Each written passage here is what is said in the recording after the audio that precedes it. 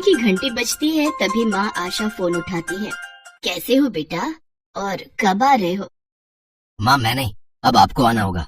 माँ आप कहती थी ना शादी कर लो, तो मैंने आपके लिए बहू ढूंढ ली है। अब आपको आना होगा। क्या सच में? ये तो बहुत अच्छी बात है बेटा। ठीक है बेटा, तो अब हम सब जल्दी ही दिल्ली आएंगे। ठीक है माँ। टीना, मीना कहाँ गई? जल्दी से आओ। क्या हुआ माँ जी? आज मेरी जिंदगी का सबसे खुशी का दिन है। बताइए ना माँ जी, क्या हुआ? हमारे धीरू ने अपने लिए लड़की ढूंढ ली है। कह रहा था वो लड़की बहुत ही सुंदर और सुशील है। चलो मेरी भी चिंता खत्म हुई। कल से हम लोग खरीदारी करने के लिए जाएंगे। आखिर शादी का घर है, बहुत सारी शॉपिंग करनी है, इतनी सारी तैयारियां करनी है। और टीना, मीना कल तुम दोनों मेरे साथ मार्केट चलना। वहाँ से नई बहू के लिए कुछ साड़ियाँ और ज्वेलरी भी खरीदनी है। माँ जी मुझे भी कुछ दिला देना। अरे नहीं नहीं, फिजूल खर्ची बिल्कुल नहीं। फिजूल खर्ची करनी है तो अपनी माँ के घर से लेकर आओ। दहेज में तो कुछ लाई नहीं और मुझसे और मांग रही हो। टीना मीना आपस में बात करते हैं। माँ जी कितनी कंजूस है दीदी, नई बहू के लिए तो इतना सोचती है और हमको भूल गई हैं। हम दिन रात इनकी सेवा करते हैं, सारा दिन बस किचन में ही घुसे रहते हैं, फिर भी हमारे लिए कुछ नहीं। हाँ, ठीक कहा तुमने मीना, लेकिन हम कर भी क्या सकते हैं। दूसरे दिन वो सब मार्केट चले जाते हैं और नई बहू के लिए खरीदारी करते हैं। तभी मीना कहती है, माँ जी ये साड़ी कितनी अच्छी है, हमें दिला दीजिए। कहा था ना मैंने तुमसे कि किसी को कुछ नहीं दिला रही। मैं केवल नई बहू के लिए खरीदारी कर रही हूँ और मैंने कहा था मुझसे किसी चीज की जिद मत करना। शादी का घर है, बहुत खर्चा है, किसी को एक साड़ी नहीं दिलाऊंगी। मैं सारी शॉपिंग नई बहू के लिए कर रही हूँ, बड़ी आई साड़ी लेने वाली। टीना मीना आपस में बात करती हैं। हमारी सास एक नंबर की कंजूस है। नई बहू की इतनी सारी खरीदारी और हम दोनों को साड़ी दिलाने के लिए उनके पास पैसे नहीं है। भगवान भला करे इनका। आने दो उस नई महारानी को, मिलकर सबक सिखाएंगे। और अगली सुबह आशा कहती है, अरे टीना मीना कहाँ मर गई, बस का टाइम हो गया। हाँ भाई, जिसको भी चाय नाश्ता करना हो यहाँ कर सकता है। उस जगह पर चाय वाला, छोले वाला, ब्रेड पकौड़े वाला आदि भी खड़े होते हैं। चाय वाले चाय चाय चाय चाय चाय। अरे चाय वाले भैया, चाय कैसे दी है? 10 रुपए की चाय मैडम। अच्छा इतनी महंगी, चलो कोई बात नहीं, 3 चाय लगा दो। ये माँ जी कितनी कंजूस है। 2 दिन की चांदनी फिर अंधेरी रात है। मेरी नई बहू, और कुछ खाओगी क्या? कुछ खाओगी तो बताओ। नहीं माँ जी शुक्रिया। अरे शुक्रिया कैसा, छोले खा लो। अरे छोले वाले 3 प्लेट छोले तो लगाओ। माँ बाहर की चीजें हमें नहीं खानी चाहिए, पता नहीं कैसे कैसे बनी होती हैं। अरे नहीं बाबूजी, हमारा खाना एकदम शुद्ध है, ताजा है, गरम गरम। हाँ पता है कितना ताजा है। वो सब छोले खाने लगते हैं। तभी बिरजू और श्याम आपस में कमेंट पास करने लगते हैं। ये बुढ़िया तो बड़ी कंजूस लग रही है भाई। एक बहू पर प्यार है और 2 बहुओं पर अत्याचार है।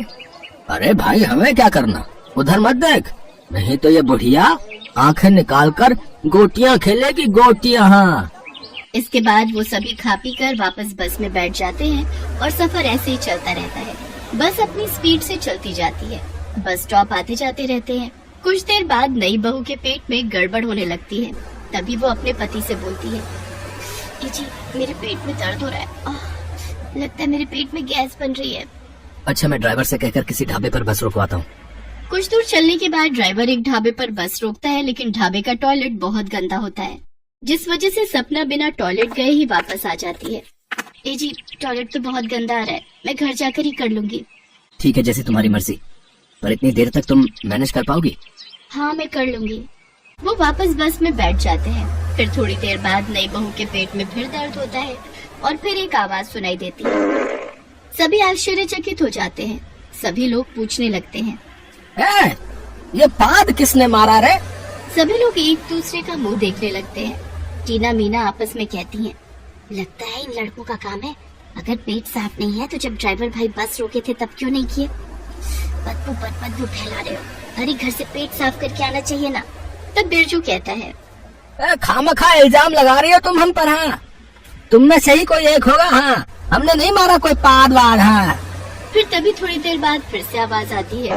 फिर सभी एक दूसरे को देखने लगते हैं। नई बहू का पेट खराब हो जाता है और वो सीट भी गंदी कर देती है।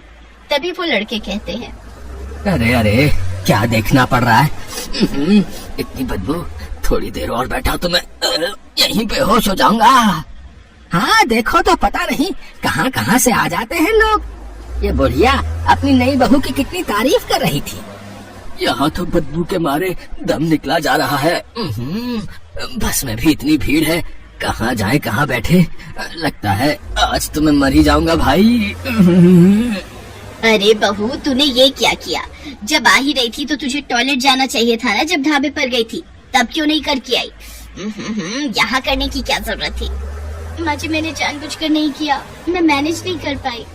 देखा माँ जी, कितनी देर से अपनी नई बहू की तारीफ कर रही थी, अब देख लीजिए इसके कारनामे। छी छी छी छी छी, राम राम राम राम राम। मैंने कहा था ना, भगवान के घर देर है अंधेर नहीं। देख लिया माँ जी, आपकी सुंदर नई बहू ने तो गृह प्रवेश से पहले ही गंध प्रवेश कर दिया है।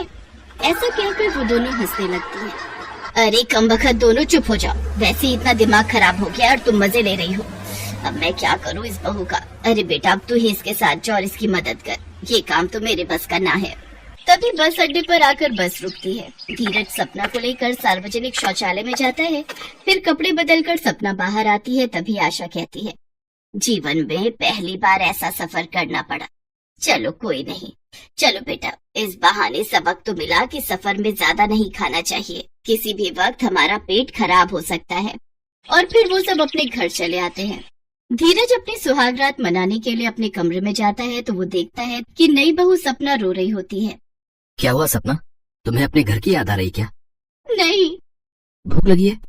नहीं। फिर क्या हुआ है? पॉटी लगी है। ए राम,